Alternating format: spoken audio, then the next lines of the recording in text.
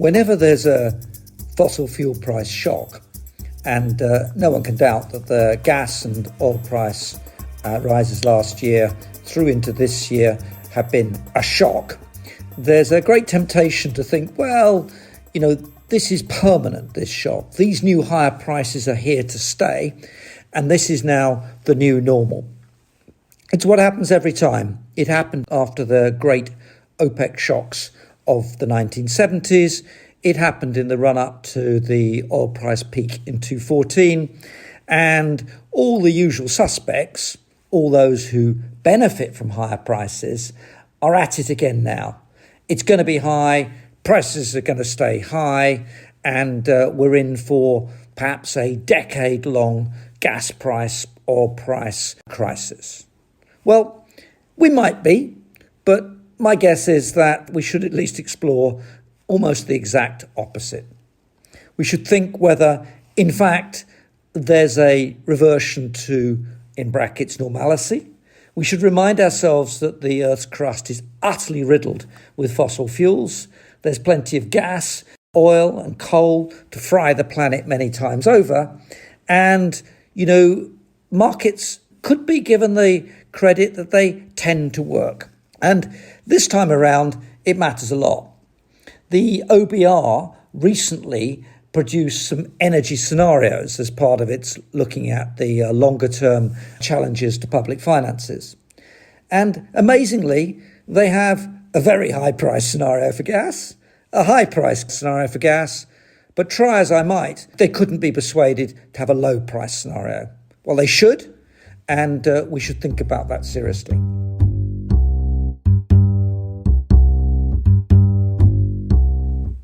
So this time isn't actually different. There is no new normal out there of escalated high fossil fuel prices. And what we've seen in the crisis this autumn is a remarkable resilience of the energy systems within Europe. And remember, it's the Russians who turned off the gas, not the Europeans. And of course, they've never completely turned it off. So more pliant states like Hungary have continued to receive gas, but the Nord Stream pipeline 1 has been blown up, and effectively 2, which was never started, has been blown up. But remember, both of these pipelines were not there not that long ago. Nord Stream 2 never started, of course, but Nord Stream 1 was added in order to allow the Russians to bypass Ukraine and help turn the screw on those poor, benighted people in Ukraine. And the Germans connived in allowing that to happen. But you don't need Nord Stream 1 to supply Europe, and you certainly don't need Nord Stream 2. So, with turning off the gas and doing it in sharp order, what's happened? Well, Germany managed to fill all its storage to almost all-time high levels. LNG cargoes arrived. Gas was repiped through the UK from LNG. Germany's about to have some more LNG terminals to pick up from there. And new contracts were supplied from around the world. And remember too, the US has been supplying LNG gas to Europe, whereas it's only a few years ago when the US was thought to be a large future net importer of LNG, and that's why all that stuff in Qatar was largely developed. Shale gas is very recent, but sure, has it made a difference to the supply crisis within Europe? On the demand side, markets work again. Very high prices lead to people turning off the taps, turning down their heating, and whereas in the UK, there's been an attempt to protect all consumers from the price signal, in Europe, that's not generally the case. And we can see that the scope for substitution away from gas to other fuels and the reduction of the demand for energy per se are part and parcel of the way the market responds to sharply higher prices. And so what we now have is actually not a normal position in Europe, but a position in Europe where gas prices have fallen back from their peak quite substantially, where there is considerable confidence of getting through to April. and where we then have a good 6 months to work out how to refill the storage into the winter of 223-224. And let's not forget too that climate change has been quite helpful. It's been incredibly mild this autumn. I'm sure you've all noticed that.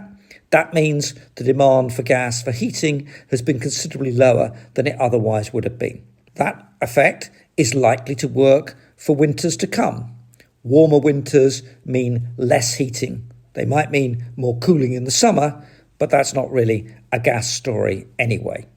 So put all that together, of course, a very cold winter with no wind, and therefore the huge problem of the intermittency playing out across the European markets could cause some nasty moments. But it's extraordinary how much resilience has appeared.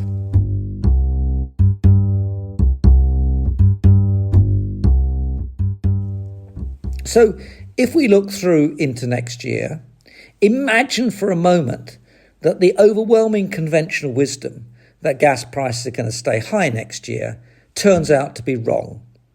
Imagine a world in which Ukraine gets to a nasty, sticky stalemate, all too plausible in my view, and the Russians then think to themselves, well, what are they going to do in the face of the enormous economic damage they have done to themselves through this barbarous invasion of Ukrainian territory? They turned the taps off. The Europeans didn't. There's no European decision not to take gas from Russia going forward. And looking at the crippled state of the Russian economy, the temptation must be to open the taps again. Not through Nord Stream, but Nord Stream isn't essential to supply the European markets. So if the Russians find themselves slowly easing the tap back on, under the pretext of looking after its friends and discriminating against its more vociferous and hostile foes, then that will add to the LNG flow into Europe next year, and on top of the demand substitutions and other supply chains that have gradually been put in place. So we could imagine, just imagine, a low gas scenario.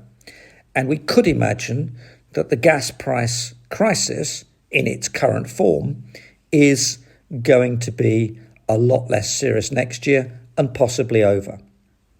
If that happens, then quite a lot of things in the energy world and the wider macroeconomic world ease off too. Inflation's an obvious departure point.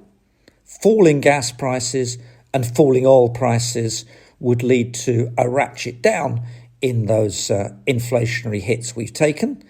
And of course, the rocket of those price increases and that inflation into the labour markets and some of the other supply chains will take time to dampen away.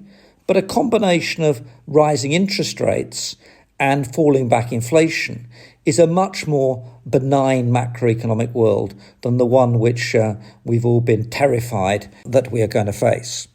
There will be very special and serious difficulties in the UK. Part of those are Brexit, part of them is our terrible trade position anyway, and part of them is the willingness to spend and lower taxes, whilst at the same time borrowing the money from the next generation and making the kids pay. None of that's solved by falling gas prices, except, of course, that next April, when the price support mechanism comes to an end, it's for the Treasury and politicians to have the opportunity of moving away from comprehensive support thereafter and instead doing the sensible thing, which is to have serious social tariffs and target the support on the fuel poor, who are going to be fuel poor even when the prices fall back again. So that can be done, and that would give a huge breathing space to the government, to the public finances, and my guess too, it might change the opinion polls quite a lot as well.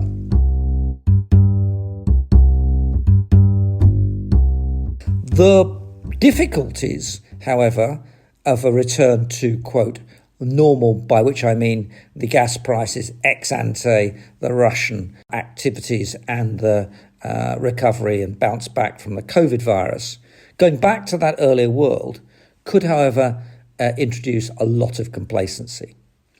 Right now, there are all sorts of lobby groups, especially amongst the renewables and the new technologies, claiming that higher fossil fuel prices mean that they are now much more competitive. And the usual argument trotted out that wind is the cheapest form of electricity generation, conveniently forgetting all the intermittency and the other system characteristics, gets reinforced. And that has a couple of consequences in a world in which the gas prices actually fall back. Cheap gas is a competitive challenge to the renewables, full stop. But it's also a reason why the renewables need subsidies in the long term, and why the renewables should be very careful about claiming their cost competitiveness, because the Treasury and finance ministers more generally might take this as an opportunity to wind down the subsidies and support. And we might well see that, and we might well see contract renegotiations which force lower prices through to the renewables sector just at the moment when it needs to expand and expand substantially. So that's a big bit in that frame. And then there's the coal question, all that extra coal being burnt to give us security. The worry is that those coal interests will play up the threat of higher gas prices and then play up the arguments for keeping them going, keeping them paying, and the Draxes and so on of this world would then continue to reap benefits, in inverted commas, at least to themselves, of being back in the coal business. So there are risks and there are opportunities, but the one thing that one should never do in fossil fuel markets is assume that you know the future and assume that just because the prices have gone up, they're permanently up and will continue at that basis, and to take the current point as the norm rather than using a little bit of nous and thinking through how markets work and work quite well when prices are allowed to have their effect. Perhaps the OBR might like to look a bit more seriously at just the possibility that next year might see a low gas scenario. Of course, it might not, but it's worth thinking through what happens if the markets really work properly. Thank you.